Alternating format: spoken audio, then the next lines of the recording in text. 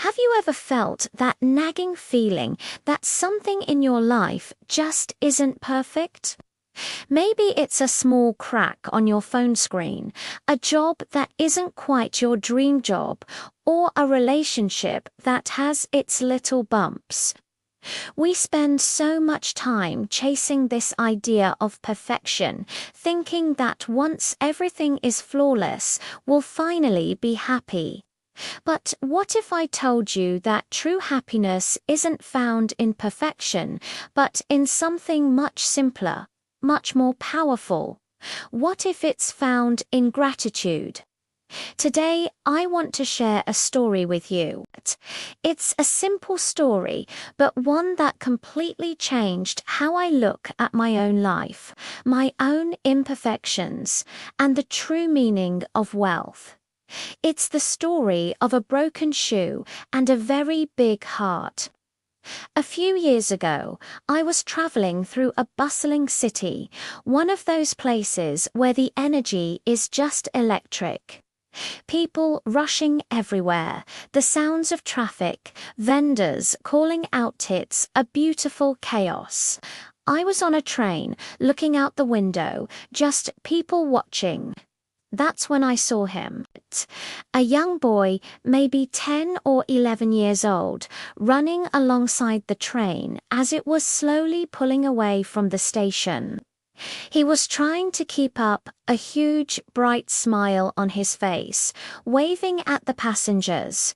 But as he ran, something happened. One of his shoes, which looked pretty worn and a bit too big for him, slipped off his foot. It tumbled and landed on the railway track, just out of his reach. The train was picking up speed now, and in a split second, the shoe was left behind. I saw the boy's smile vanish. He stopped running, looking back at his lost shoe with this expression of pure disappointment. I could feel my own heart sink a little for him. For a child, losing a shoe is a big deal. It's half of a pair, now useless. From my window, I saw him standing there, a lone figure on the platform, with one bare foot. It was a sad little picture of loss. I imagined he was thinking about how he'd get home or what his parents might say. In that moment, all I could see was what he had lost. His day was, in a small way, broken, imperfect. But then, something incredible happened. Sitting a few seats away from me was an old man. He had been watching the whole thing unfold, just like I had. He was well dressed, but in a simple, humble way. He had a kind face, with wrinkles that suggested a lifetime of smiles. As the train moved further away from the station, and the boy was getting smaller and smaller in the distance, the old man did something I will never forget.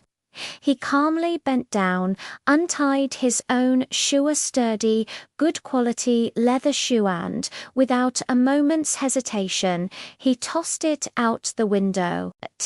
It landed on the platform, not too far from where the boy's first shoe had fallen. I was stunned. I just stared at him, trying to understand what he had just done. Why would he throw away his own perfectly good shoe? The man sitting next to him was equally confused. He asked, "Sir, why did you do that? Now your other shoe is useless to you, just like his." The old man looked at him, and a gentle smile spread across his face. He looked back towards the platform, where the boy was now just a tiny dot. He said, and these words have been etched in my mind ever since. My one shoe was useless to me. His one shoe was useless to him.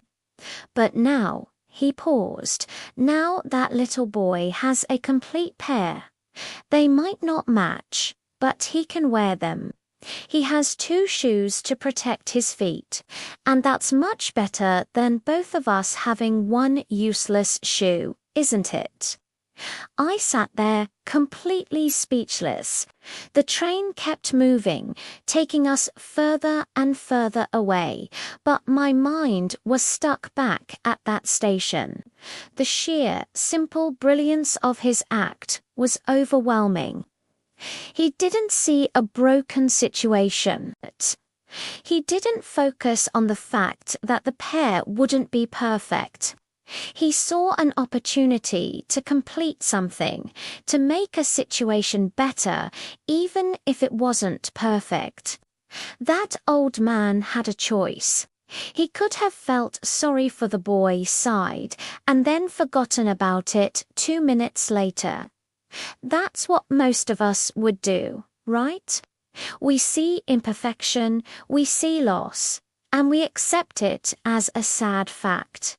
But he didn't. He chose to participate in the story. He chose to give up a piece of his own comfort, his own perfection, to bring wholeness to someone else. And think about the boy. Imagine his surprise. One moment, he's staring sadly at his single lost shoe, feeling the sharp sting of loss. The next moment, another shoe, a much better shoe, lands near him.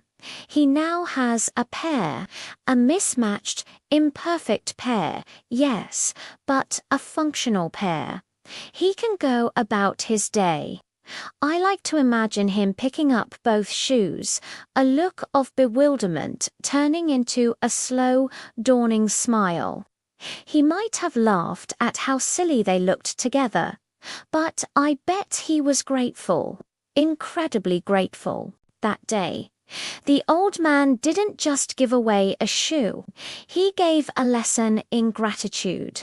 He taught me that we often get so fixated on having the perfect pair of shoes, the perfect life, the perfect everything, that we fail to appreciate just having shoes to wear at all.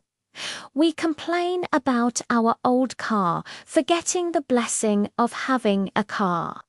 We get annoyed by our slow internet, forgetting the magic of being connected to the world. The boy with the mismatched shoes was probably far happier in that moment than many of us are with our closets full of perfect pairs, because he understood what it was like to have nothing and then suddenly have something. His gratitude wasn't for perfection. It was for the provision. It was for the simple, wonderful gift of a second shoe. This story completely rewired my thinking. How often do we let a single broken shoe ruin our whole day? We get a tiny scratch on our new car and all we can see is the scratch, not the beautiful car itself. We have one bad interaction at work and we label the entire day as terrible, ignoring the dozen other positive things that happened. We are, in a way, standing on the platform with one bare foot, staring at what we've lost, instead of looking around for the unexpected gifts that might be right there. The old man's action was a masterclass in perspective. He saw the bigger picture. He understood that sometimes giving up our own small piece of perfection can create a world of good for someone else.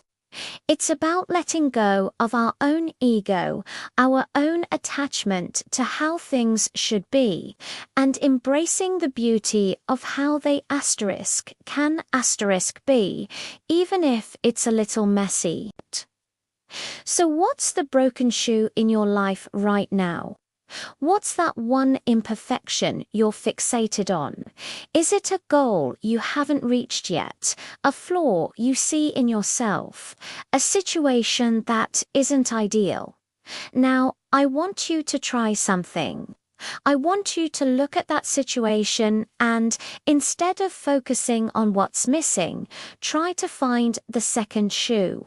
What is there to be grateful for right in the middle of the imperfection? Maybe your job isn't your dream job, but are you grateful for the steady income it provides and the colleagues you enjoy? Maybe your house needs repairs, but are you grateful for the roof over your head and the safety it offers? Gratitude doesn't mean ignoring problems or pretending everything is perfect. It's not about toxic positivity. It's about shifting your focus. It's about acknowledging the crack, but choosing to admire the vase. It's about seeing the mismatched pair of shoes and feeling thankful that your feet are warm and protected. When you start practicing this, something magical happens. The power that these imperfections have over you starts to fade. The broken shoe no longer defines your journey. You realize that a life filled with gratitude for its imperfect, mismatched, beautiful pieces is infinitely richer and more joyful than a life spent chasing an illusion of flawlessness. The old man on the train probably never saw that boy again. He didn't do it for a thank you or for recognition. He did it from a place of pure empathy and wisdom. He knew that a grateful heart is the greatest wealth one can ever possess. He walked away with one shoe, but his heart was fuller than anyone else's on that train. So the next time you find yourself staring at a loss, at a broken piece of your life, remember this story. Remember the boy, and remember the old man. And ask yourself, where is my second shoe? Can I be the one to provide a second shoe for someone else? Because true joy isn't in having a perfect pair. It's in learning to walk and even run with a grateful heart, no matter what you have on your feet. Thank you so much for watching and for letting me share this story with you. If this resonated with you, I'd love to hear your thoughts in the comments. What's one imperfect thing you're grateful for today? Let's share and inspire each other. Don't forget to like this video and subscribe for more stories that I hope will bring a little more light into your day. See you next time.